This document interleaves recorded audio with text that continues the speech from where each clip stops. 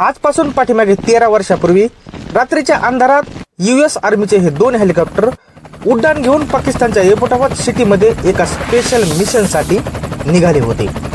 ती तारीख होती 2 मे 2011. US आर्मीचे स्पेशल कमांडो एका मिशनसाठी तयार होते आणि या कमांडोचे टार्गेट होतं मोस्ट वॉन्टेड दहशतवादी ओसामा बिन लादेन. या व्हिडिओमध्ये आपण US कमांडो कसे रात्रीच्या अंधारात पाकिस्तानमध्ये घुसले, लादेनला कसं मारलं आणि पाकिस्तान आर्मीला कानोकान खबर न होऊ देता कसे लादेनची बॉडी घेऊन परत आले, तेच आपण या व्हिडिओमध्ये पाहणार आहोत. त्यासाठी हा व्हिडिओ शेवटपर्यंत पहा. तुम्ही पहिल्यांदाच या चॅनलवर आला असाल तर कृपया चॅनलला सबस्क्राईब करा. व्हिडिओच्या सुरुवातीला आपण जगापासून लपलेला लादेन अमेरिकन CIA ने कसा शोधला ते अगोदर समजून घेऊ. सप्टेंबर 2010 अमेरिकेच्या CIAच्या 2 एजंटने अल कुवैदी नावाच्या व्यक्तीचा पाठलाग करत पाकिस्तानच्या इस्लामाबाद शहरापासून लांब असलेल्या एका डोंगराळ सिटीत एबोटाबाद मध्ये पोहोचले. कदाचित अनेक वेळच्या अपयशानंतर त्यांचं शोधकार्य एका सक्सेसफुल मिशन कडे जाणार होतं.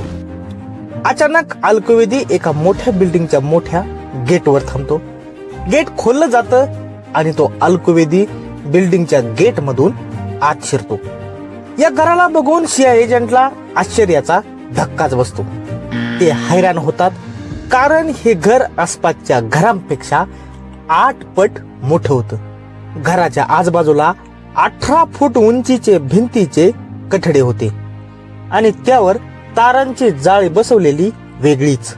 आणि सगळ्यात धक्कादायक गोष्ट म्हणजे 3rd फ्लोअरची बाल्कनी 7 फूट उंचीची केलेली होती.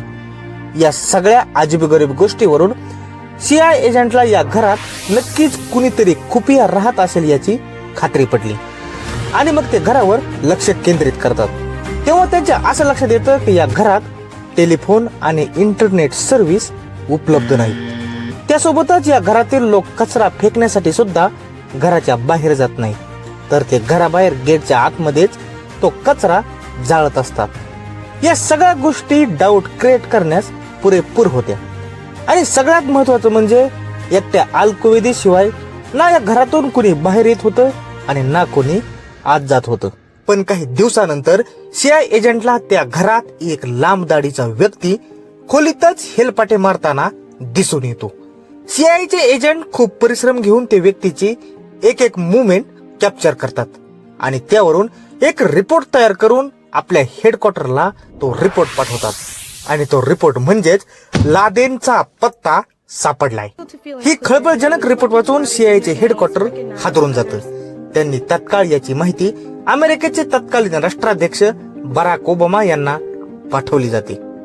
बराक ओबामा यांनी लगेचच ऍक्शन मोडवर येत CIAच्या ऑफिसर्सला चर्चेला बोलवून फक्त एकच प्रश्न त्यावेळेस विचारला, लादेनला मारण्यासाठी आपल्याकडे काय काय ऑप्शन्स उपलब्ध आहेत.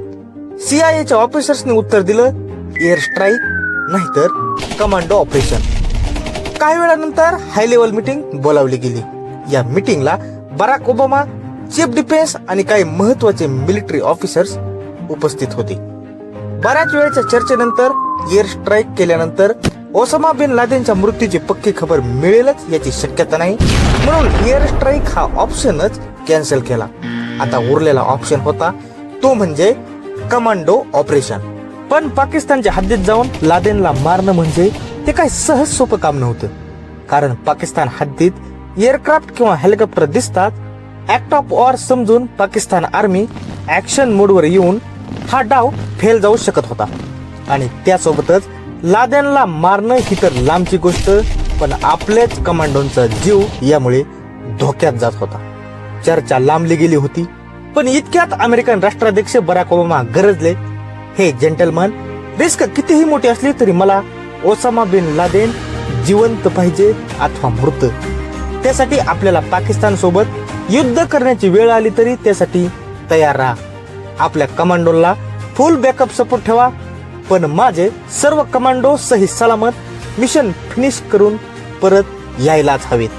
आणि मग सुरू होतं दुनियातलं सगळ्यात मोठं कमांडो ऑपरेशन नेपच्यून स्पियर.